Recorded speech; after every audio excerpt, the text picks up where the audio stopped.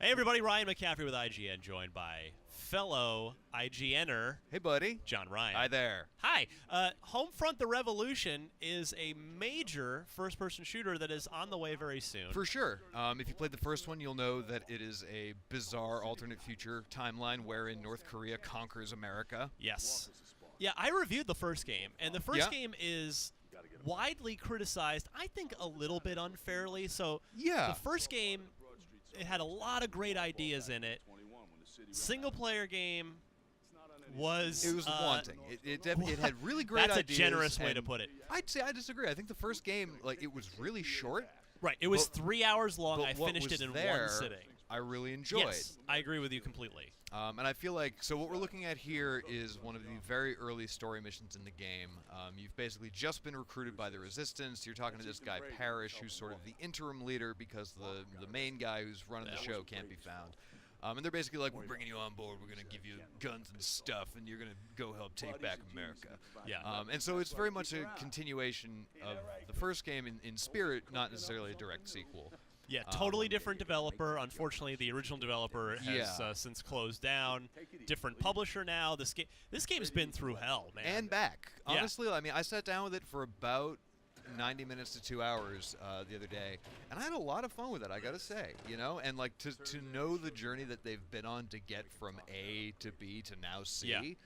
it is, I mean, there's good parts, there's parts that I'm like intrigued to find more about, but it's really great to see that they've finally kind of come back. They're Rocky getting up off the mat, Exactly. Exactly. Cut me, Mick. Yeah. So first of all, it's, CryEngine. It looks super nice. Yeah, oh yeah, So it's this, beautiful. so this I really is love the we're lighting playing. effects. You're playing the PC version here. Yeah, and we're you'll watching notice- a recording of you playing probably badly. I have to guess. You'll watch. We'll get into a firefight in a few minutes, and I'm not terrible, but it's very clear that I'm used to playing on a gamepad or a controller. So this is set in Philadelphia. Yeah, I actually just want to point out real quick, one of the things that I really like about this game is the quick swapping of weapons. So what I just did That's totally. was- That's totally. What the heck was that game? Crisis. Did that with like the weapon mod So yeah, thing. you've got conversion kits. So like I just picked up a regular 9mm pistol and also picked up an SMG conversion kit. So I swap out the barrel and some of the mags, and Yeah. now I've got a fully automatic sidearm. And you can do this with almost any weapon. If you want to pick up like an M4, you want a nice marksman rifle, that's totally cool. Or you can spend like, a few bucks in in-game currency, get yourself a couple of add-ons for it, and all of a sudden, bam, you've got a fully loaded assault rifle. Now, in this generation, this generation so far, John Ryan, has been, to me, as an old. I know I'm.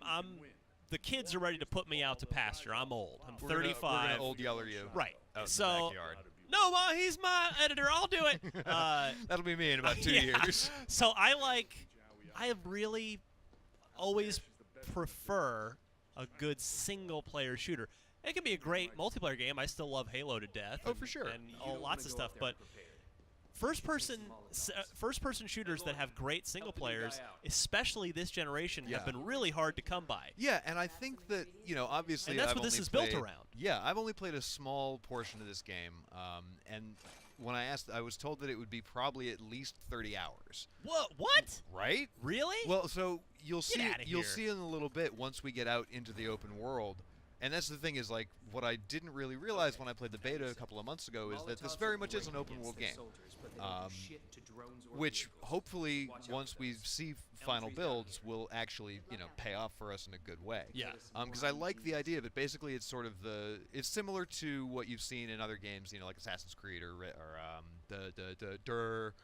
Far Cry, where it's like you've got to go find spots that are controlled by the enemy. So you've got like green zones, which are like pretty much not neutral, but like you can move around pretty freely. Yeah. You've got yellow zones where like a bunch of guards are like on alert, but like you can sneak around if you want. And then there's red zones, which are like the front lines of the resistance fighting back against the NK army.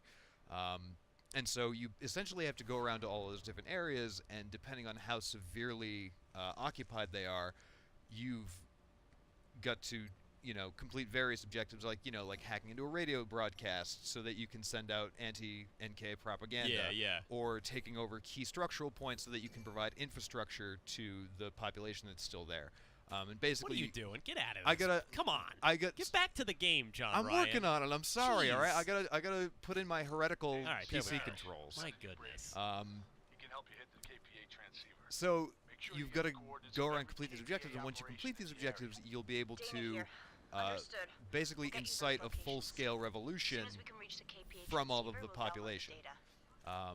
So I think it could be really interesting. Hopefully it's not going to become like in cases like the Division, where it's like, all right, we've got to go rescue this city neighborhood, and then you just end up doing the same side mission 5 times in a row. Yeah. It looks like I spent a little bit of time darting around the map, and it looks like there's a decent amount of diversity to the types of side missions and the types of activities that you'll have to do.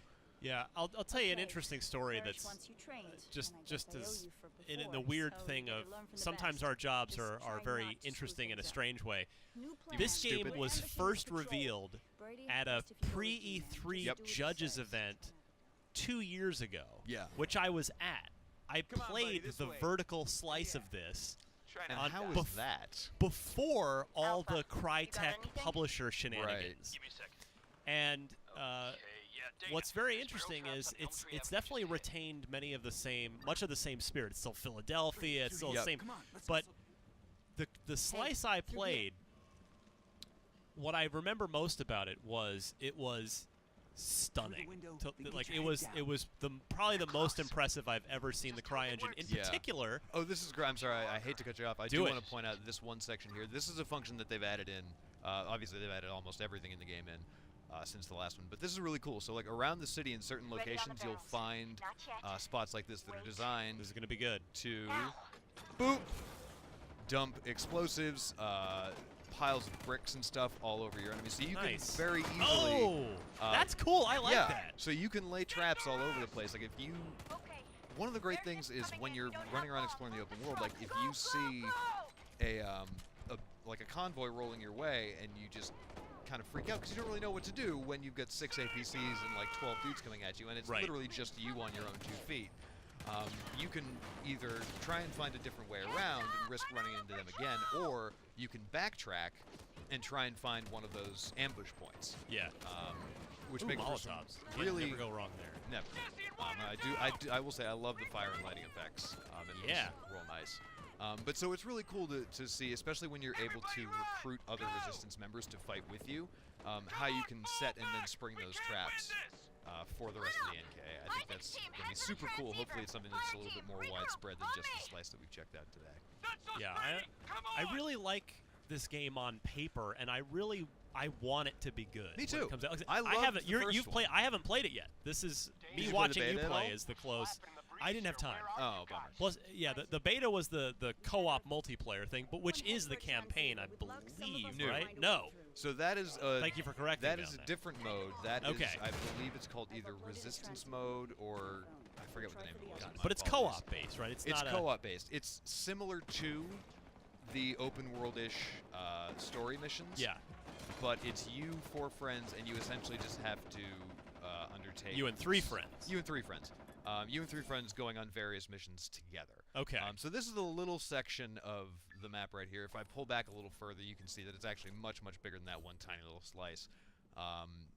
Oh, right, and I have a motorbike here. Oh, sweet. Yeah, you get motorcycles. You can ride all over the place. So this is, now, it's funny, the point I was going to make earlier was, this is a different developer than the first game, and the real strength of the original Homefront was it had this vehicle. Uh-oh, they saw me. Very vehicle-based multiplayer, like right. a big-scale, vehicle-centric multiplayer mode. And these, I guess I wouldn't call it an irony, but I guess maybe on paper sad thing about Homefront: The Revolution, different developer. That's gone away. There is no competitive multiplayer. Not that I'm aware of it whatsoever. And as far as I know, there aren't. But yeah, this see here with the motorbike, and I know there is drone stuff, right, where you can drive around like little you RC get, like, cars. RC cars and stuff. That returns from the first one. There are one. at least little flavors of that vehicle stuff in this game. I really loved the first game's multiplayer in the sense that it was like a combination of, because your infantry combat felt like a combination, like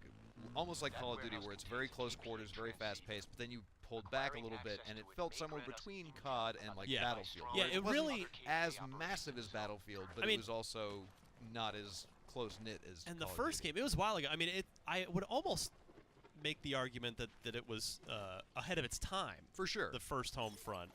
So here what we have to do is essentially, hack into a network, and then that will open up more of the map for us to explore. I'm playing on PC, and to be honest, this particular minigame on PC felt a little bit weird, but maybe it's just because I haven't used a mouse in a while, so I just failed.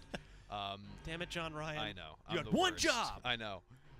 But so this is the sort of quick objectives that you'll see that will help you take over more and more of an area. 2011, I just double-checked, was the first Homefront, so it's over 5 years now between Homefronts. Yeah, and to that point, like as much as I did love the multiplayer in the first one, I also really, really, really enjoyed my time in the beta. Leveling up, creating my own character, and, as you can see here, the world is opening up, and getting to explore a little bit of that, the sections of the world that they had opened up in the beta. Whether or not that remains an open world experience or not for like the multiplayer component of this, which I'm not sure whether or not it will. I don't really know much about how the multiplayer is going to work. But I'm interested to see where that goes and how it all works out. You know what else? This is real quick before we wrap up. This is giving me a little bit of a vibe of Metro 2033. For sure. Like a sort of a little RPG tilt to it. So when the first section of the game, like when you first actually get to take control of your character, honestly, when I first walked outside into the streets that are controlled by the North Korean army, it legit felt like when I walked out of the subway station in City 17 in Half-Life 2. Because it was just one of those moments of like, I know this land, I know what this is supposed to look like, none of this looks like it should. And not in the sense of like the design team goofed, but in the sense that they did such a good job where it's just immediately off-putting and very, very, very, like, almost jarring to be inside. Right. So yeah. So this is Homefront: The Revolution. It's out in May. Like I said, I really want this to be good. I'm looking forward to digging into it. For sure. There are a number of really good games out in May, and this is hopefully going to be one of those very good games. Yeah, hopefully they're all going to be very good games. Fingers crossed. But yeah, got my fingers crossed for this one. Yeah, I'll be looking forward to this one for sure. If you Especially like me, when I'm collecting all these items. Yeah, if like me you've been missing a good single-player first-person shooter this generation, this one is for you. So for much more on Homefront: The Revolution, including our review coming up very soon right here on IGN.